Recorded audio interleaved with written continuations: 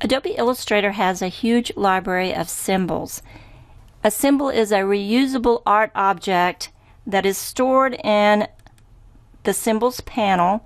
We have some that just show up on default, but we also have a huge library of art instances of symbols that we can easily use to enhance our artwork or our designs. If I wanted to use this flower, I can just drag and drop it, or this orange button, I can drag or drop it onto my canvas, onto my live area. I also can change the size of it.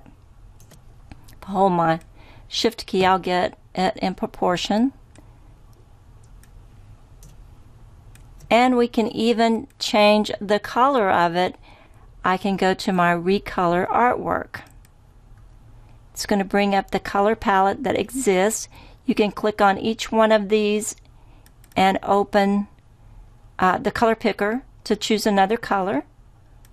Or I can go to Edit, and if I engage this, if I click on this, it's going to lock that so that I can just turn this around and get the color harmony that already existed. Just depends on whether I want to completely rechange it or just recolor it in the palette that it already was. We'll get back to there. So that's a great, easy way to change the color of something to be more suitable to what you want. Now I could edit this symbol, which is going to take me into the isolation mode.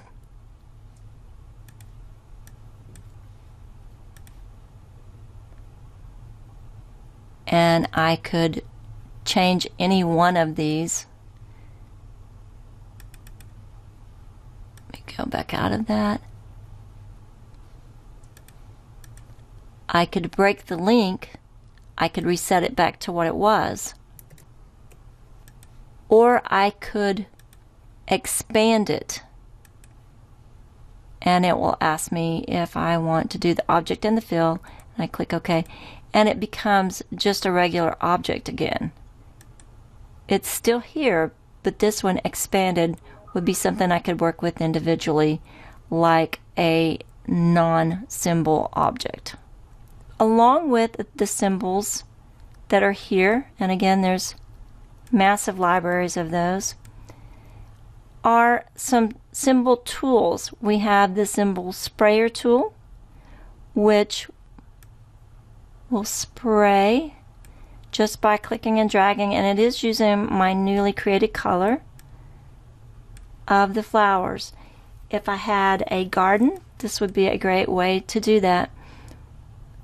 Along with this are some tools that will shift the symbols away from each other, some that will pull them closer. The sizer is one that I like. If I just click and hold on one, it will increase the size. Get an individual one. If I hold my Alt key down, though, it'll go even smaller. So you can make some bigger. You can hold your Alt key, make some smaller. See what else is under here. The spinner is going to turn them around. It's not going to make much of a difference on this flower because it's fairly symmetrical. There's other options here that might be of interest, but I just want you to know that the symbols, tools, sprayer tools, and all of these are available. If you had grass or leaves or something like that, you might want to put those all out and spray them. Now you could, if you really wanted to, go and expand all of these and make them into individual objects. I'm actually just going to delete that portion. I want to show you also how to make your own symbol. Just going to go to my second artboard. I have two here. And I have a little dog and a little cat that I've drawn just with a brush tool, just hand drawn. And it has eyes and a collar, and they're different pieces. They're grouped together. But if I wanted to make this into a symbol for myself, and a good reason to do that is it's a reusable art object, but it's going to reduce the file size by making it a symbol. We'll just open this back up, new symbol, and then I get a little dialog box. We'll name it Doggy. And we want it, it's not going into Flash, it's just going to go into on print. But if it were going into Adobe Flash, you might want it to be a movie clip. But if you just want it to be printed or something like that, we'll make it a graphic. And we're going to leave these alone and click OK. Now it is a symbol. You can see it here. If I just hover over it, it says Doggy. And I could drag and drop it. Once again, I could use the sprayer tool and make a bunch of dogs and recolor it. It only has a couple of colors here. We'll make it darker brown. You notice that it made all of them the darker color. Lighten that up a little bit. There you go. We'll just cancel out of that. If I break the link, then I can change the color of this one. Let's recolor it this way.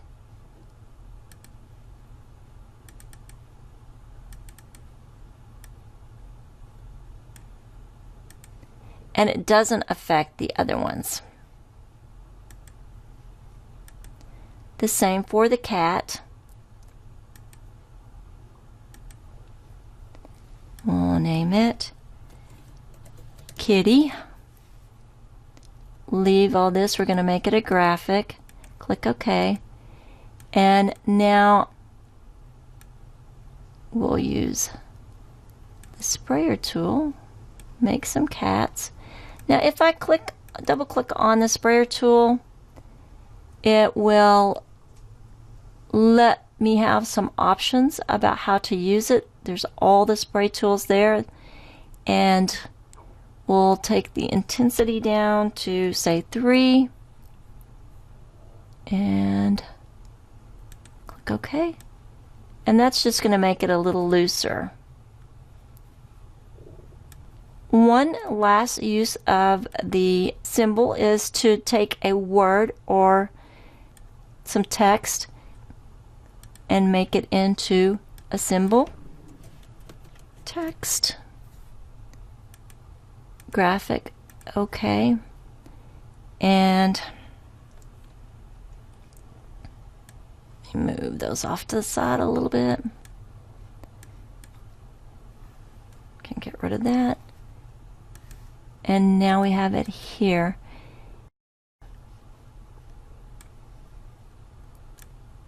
But if we use the spinner, then I can turn these all different directions. So that's kind of how the spinner works. It didn't really work on the flower earlier, but it would work on this. Pretty much anything that you have, you can make into a symbol just by selecting it and opening up the symbols panel and do a new symbol. Now if I wanted to save these, I would go to Save Symbols. I'm just going to let it stay in my symbols file and put dogs and cats. I'll call it that. Save. And then later in my symbols panel, user define, I'll find that. So no matter what file I'm in, I could pull up the dogs and cats and have those symbols available for me, along with all of the ones that are here as well. I hope you have fun with symbols.